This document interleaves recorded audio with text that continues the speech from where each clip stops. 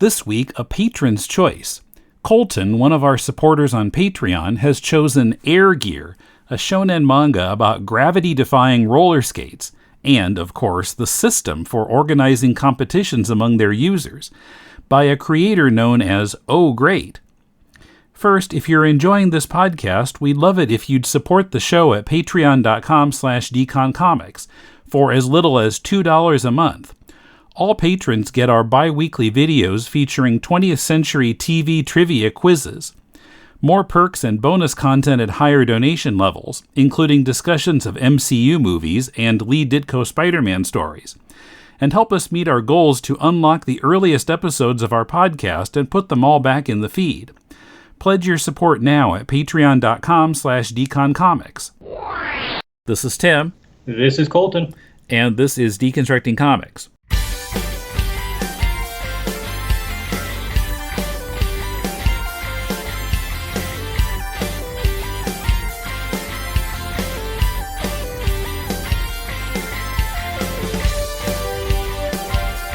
Welcome to Deconstructing Comics. This is Tim in Tokyo, and joining me this time is Colton, who is in Wyoming. How are you doing? I'm doing well, thank you. How about you? I'm okay. Yeah, so Colton is one of our patrons and giving at the level that he has the right to come on the show and talk with me about a comic of his choice. And so what he chose was a manga called Air Gear. The creator goes by the name Oh Great. His real name is Ito Ogure, so I assumed that he took Ogure and thought it sounded like Oh Great. So it's a little weird talking about Oh Great as being a person, but yeah, so if we say Oh Great a lot, we're not talking, we mean the creator, not, oh, this comic is great. Well, it could be that too. But. Could be. So this comic started in November 2002 and ran to May 2012. I found that it won the Kodansha Manga Award in the Shonen category in 2006. So tell me, why did you choose this one to talk about? Well, honestly, I was kind of looking for a book that I was familiar with. I didn't want to jump into something that I saw and thought, oh, hey, that looks cool. So I wanted to have some familiar territory there. I see. Okay, so I said, how about coming on and talking about a comic? And this was a good one because you're familiar with it. Yeah, and I happen to have the omnibus on my shelf too. So. Yeah, so it was handy. Okay. You said you'd read like the first 3 omnibus editions, which would be the first 9 volumes. So what was your opinion of it? It had been a little bit since I had read them, so I was excited to get back into it and revisit them. And I seem to remember the comic maturing quite a bit after this first omnibus. But I'll have to go back in and double check that. Okay. Yeah, well, I just read the first omnibus, and it felt like, well, I mean, the main characters are in junior high school. They say JHS, which, in Japan, it's still the equivalent of 7th, 8th, and 9th grade, which is, the U.S. has kind of gone away from that model. But, yeah, so, and I feel like that's the target audience, too. Yeah, no, it's definitely shonen. Geared toward a younger audience for sure. Yeah. And we've got this boy named Itsuki, or he goes by Iki, and he's trying to work his way up through a system. Systems are often important in shonen manga. And he's trying to be the best. And in this case, the system involves a kind of supernatural inline roller skate called Air Tracks. And people can, if you're good at it, you can skate up the side of a wall, you can fly with these skates on. I don't know if they ever explained how that's possible. It's like some kind of pseudoscience or something. Yeah, they kind of have a little tech babble in there to hopefully explain it, but it approaches the supernatural. It's not possible at all, but right. I was impressed that Oh Great in here, he did kind of try to break it down for us a little bit by naming the parts and giving them functions. But Yeah, and talking about the suspension and whatever and what was in the wheels. I don't remember now. yeah, air cushions, I think is what it was called. But Hmm. that would be a heck of a cushion to be able to pull off some of the stuff they do. Yes. And then Iki is part of this gang called the East Side Guns. I guess he's the leader. It wasn't quite clear to me. Yeah, so I don't know how much of the notes you went into in the omnibus, but O'Grade actually explains quite a bit of that. Okay. At least in the babyface kind of thing, where he took that from wrestling expressions. Mm-hmm. And so it talks about how the babyface is the wrestler you're supposed to root for. Yeah. So I guess he'd be the champion of the East Side Gangs, de facto leader in that way. Okay. Yeah, that makes sense. And for some reason, crows flock around him all the time. Was there ever any explanation of that? No, I think it's part of that entire theme about how Iki's looking for this kind of flight. He's reaching for this feeling or something that he associates with flight, and I think the bird is just kind of a way to carry that theme. I guess so. I wonder why O'Grate chose crows rather than some more kind of romantic bird. Yeah, it could have been to maybe to fit Iki's persona, the way he's viewed. Mm-hmm. I mean, there's the swallow in there that's associated with another character, and it's kind of more of an elegant bird. But Yeah. Mm-hmm. So Iki is, I guess, an orphan, and he's living with these 4 girls who are also orphans. They're kind of his adoptive sisters. And yeah, so the girl equated with a swallow is not one of those sisters. It's a different girl named Simka. And he sees her flying around with her air treks. And that's kind of the first introduction of the air treks in the story. And his adoptive sister Ringo suggests that he should try out air treks and maybe he can meet this girl. right. And yeah, we don't know Simka's name yet at that time. And then there's this other gang, the Skull Satyrs, and they beat up Iki and his gang and completely humiliate him, and he pees his pants and everything. Yeah, they were brutal in that scene for sure. And it's implied that some girl students got raped off panel. That was kind of shocking to me for a shonen manga, but and we don't really even see the girls and how it affects them or anything. It just seems to be there for shock value.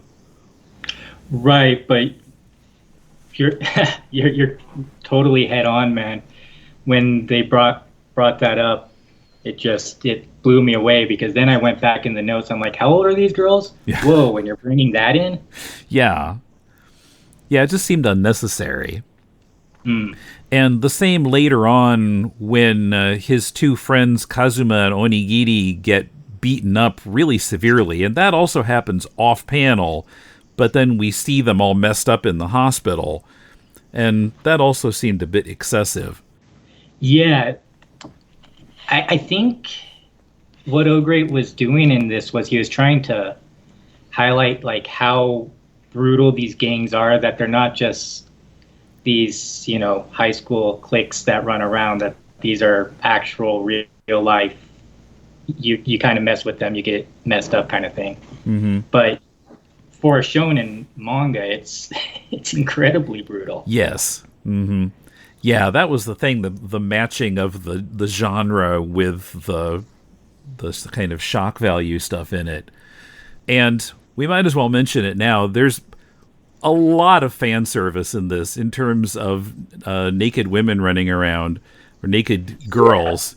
And, strategic points are covered, but just barely. Yeah, I opened this up to read again, and I got toward the end of Trick 1, I think, is where the first scene is.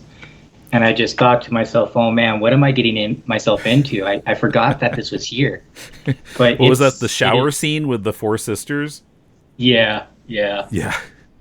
And most of it I could handle. Most of it, like you said, there was strategic hiding, but too where he could have showed uh, explicit features, he neglected to put that in there, so it felt more like a figure study almost. But then when you get to the end of the omnibus, there's like 7 pages of it, and it's just like, okay, this is getting. I'm done. Yeah, the part with Simca and Ringo. Yeah. Yeah. And so that also, I wasn't quite sure what that was doing in a comic that's maybe aimed at 14-year-olds, but... Yeah, I was thinking that if I had picked that up in my monthly Shonen Jump and my mom saw those scenes, I'd have been slapped and grounded for a week. Never been able to buy them again. Yeah, you wouldn't have seen that comic again. Yeah. But I don't know, I was thinking maybe it's a marketing thing. You throw that in at the end of every so often, and you keep the boys that are younger and don't have anything else that they can get a hold of. You keep them buying your product. I don't know if it was a marketing thing or what it was. Well, I mean, I'm sure it sold books. Right.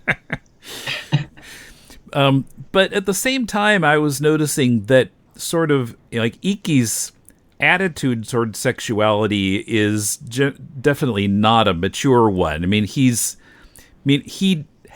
Simca totally gives him the opportunity to have sex with her, but he doesn't. He just like keeps his clothes on and snuggles up to her like she's his mother almost.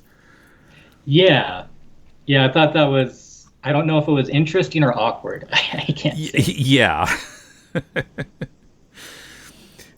Yeah, I think awkward is a good word for it. Yeah. Very awkward.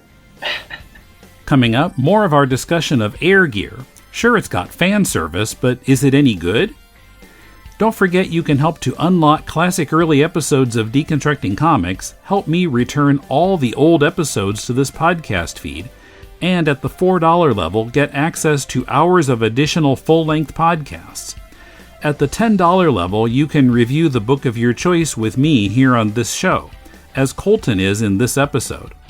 Support Deconstructing Comics and our other shows at patreon.com/deconcomics.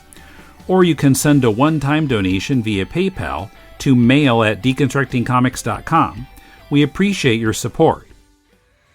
The Law of Equivalent Exchange, a chapter-by-chapter look at the manga Fullmetal Alchemist, is now in its own podcast feed and coming out twice a month. Patrick and I analyze how creator Hiromu Arakawa masterfully put together the story of Edward and Alphonse Elric, with commentary on the story, the art, and the translation. What are we missing from the original Japanese? Even translation of the sound effects can be a bit tricky. Look for The Law of Equivalent Exchange in Apple Podcasts or wherever you find podcasts. So, I mean, aside from the fan service and the off-panel violence, when I first started reading this, I wasn't really sure what to make of it. And part of it was that there are pages where there are some like really tiny panels with really tiny lettering.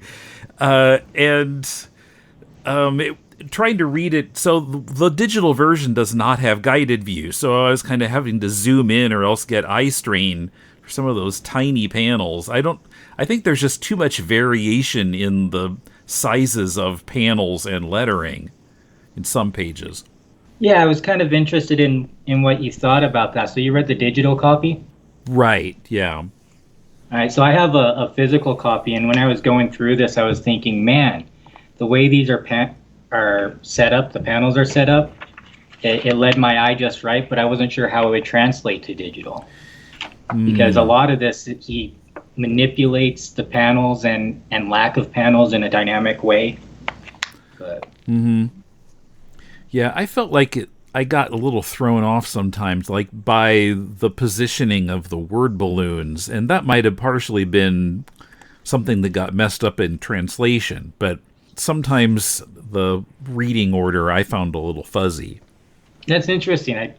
I just didn't have the same issue, I guess. But I've also read it before, so maybe that had something to do with it. Okay. But, I mean, after I had read it a while, and I either enjoying or overlooking the fan service. I did find other enjoyable things about it. I mean, there were some parts that I laughed at unironically. So, I mean, it was kind of interesting. But although I'm always a little turned off by the shonen manga that get really into systems. And from what I read on, so reviews on Goodreads, there were some people who really turned against the manga by the time they got to the end, or if they did get to the end. One guy wrote, Air Gear started off pretty fine. The artwork's great too, yet I don't recommend for those who don't like the ecchi genre, the very sexual.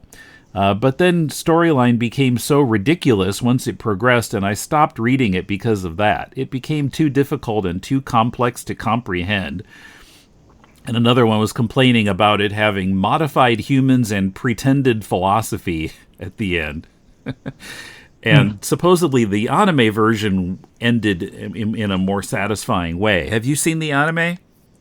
Yeah, actually, that is what prompted me to pick up the omnibus. I got to the end of the anime, and it actually kind of leaves it on a cliffhanger. So I thought, I got to know what comes after this, and so I started reading the comic. I see. But yeah, I mean, other reviewers were kinder. Otaku News said Air Gear is a surprisingly solid read. Despite the need to literally shove fan service into the reader's face, there's plenty here to enjoy. So, kind of an awkward recommendation, but... Right. And I was a little confused by the inclusion of wrestling terms in a story about skating. We got babyface, we've got heel, there's a reference to a wrestling move called a German suplex, and to the Japanese wrestler Antonio Inoki. So, Oh Great definitely seems to be into wrestling, and he's bringing some of that into his supernatural skating manga. Yeah, it is a little out of place, I guess, now that I think about it. Maybe just his background fighting style, I don't know. That is kind of weird.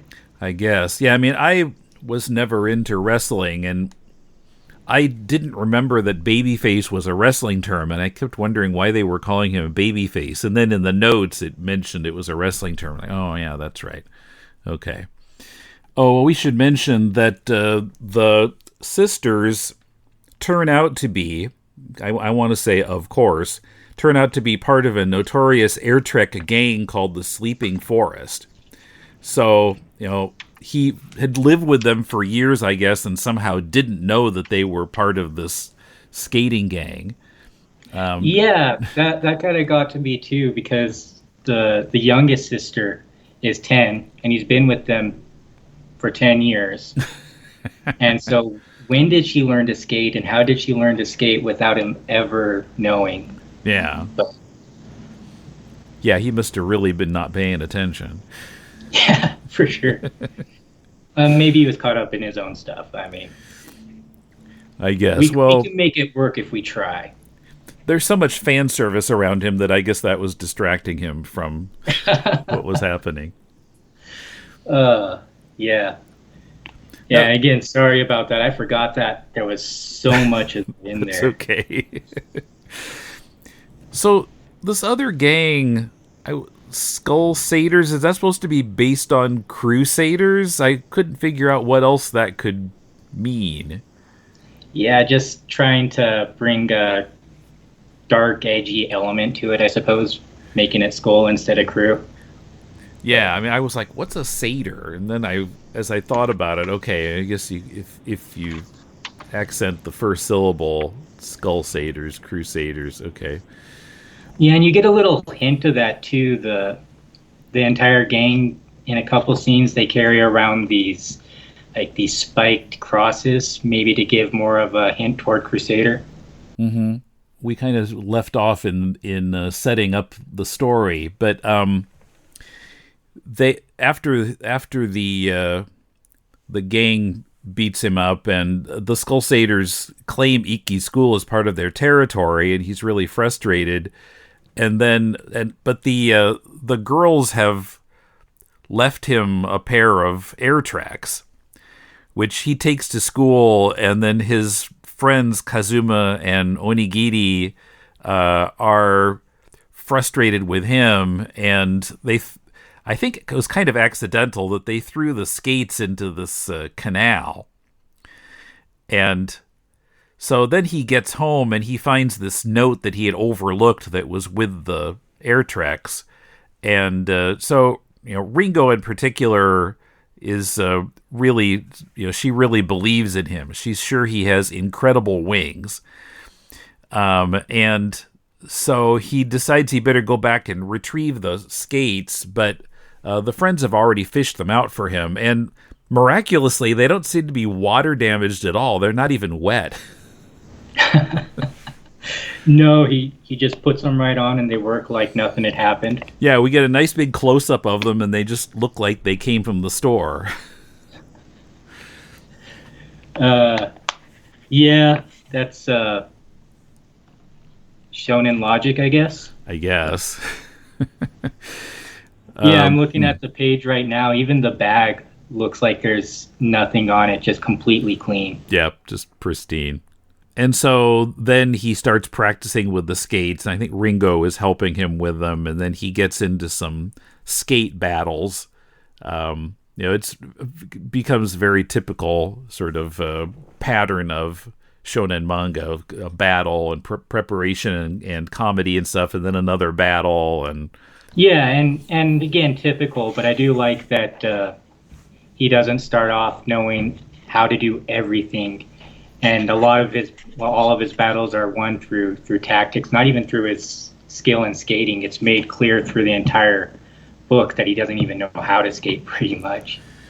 Well, who was the really large guy? What was his name? Let's see. That's Bucha. Is Bucha. That how you pronounce his name? Right. And in that. I guess it's sort of a race is what it is, but it seemed like the way Iki won that is something I would call cheating. Yeah, bringing in outside sources. Yeah, to push that mobile building towards Bucha so that he's stuck in this narrow passageway, and Iki can jump over him and reach the goal first. Yeah, I'm not sure why that's allowed, but... Yeah, the only thing that I could think of when I came to that scene, because I thought the same thing, outside interference. Yeah. But then Bucha's gang kind of jumps in, and they're interrupting things too, so maybe it was fair because both sides had outside interference. I don't know. I guess, yeah. Apparently there are no rules. I don't know. I mean, it's a system. There got to be tons of rules, but... I guess outside interference is okay. But it's also a manga. It has to be cool. Yeah. You have to have a cool factor in there. And have something unexpected happen. Like, why is the building moving? Oh, all these other students are pushing it. And, of course, it's a mobile unit, so it will move. I mean, if it were a brick building and they were moving it, that would really tax believability. And I got the feeling that maybe O-Great was trying to set up some kind of, underlying lesson, people working together for a common cause, but I feel like that fell flat on its face. It just didn't work. But if he was trying to teach anything, he put so little attention into it that it just wasn't there. Yeah, there are definitely things about the storytelling that could have been better. Kazuma and Onigiri, Iki's friends, I felt like they were not properly introduced to us. We kind of knew who they were, but I didn't feel like I was really getting to know them very well. Yeah, and that gets remedied in the coming issues. Okay. They become pretty big players in the notes. It mentions that to have a proper air track team, you have to have 5 people. So, of course, now Iki has to go and find 4 other people. And those 2 end up being pretty big players. I see. Okay. So, anything else we need to say about this? Not really. I always thought the art was really crisp, and every time I started reading this, seems like the first 3 or 4 tricks really follow the heroic journey, Joseph Campbell's heroic journey. Mm-hmm. But then all of a sudden it falls off and we get into typical shonen stuff. So it's about all I have to say about the writing. Yeah, we should mention that for some reason the chapters are called tricks. Do you have any idea what that's about? No, just that it's air treks are trick oriented gear, I guess. And so I guess, yeah. he just, again, following a theme. There seems to be a lot of themes in this book, and so maybe that's a good thing. Maybe we can get lost in how many themes there are, but yeah. All right. Well, before we go, I'm just curious, like, are you much of a manga reader, or what kind of other comics do you generally read? Generally, I read a lot of manga when I was between the age of 14 and probably 24. But then I had been raised on American comics, so I kind of went back to DC, Marvel, stuff like that. Mm-hmm.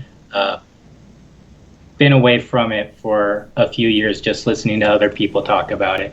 But I see. Okay. All right. Well, thanks for coming on the show and talking about this. I had never even heard of this comic, so my horizons are expanded a bit. and maybe a little dirtier. But, yes. But thank you for having me on the show. Sure.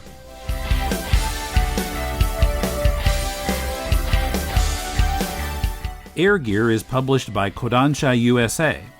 You can help Deconstructing Comics and all our podcasts by joining us on Patreon at patreon.com/deconcomics, and go to deconstructingcomics.com to connect to us on Twitter, Facebook, or YouTube, to shop on Amazon to support the show, and to find links to subscribe to the podcast.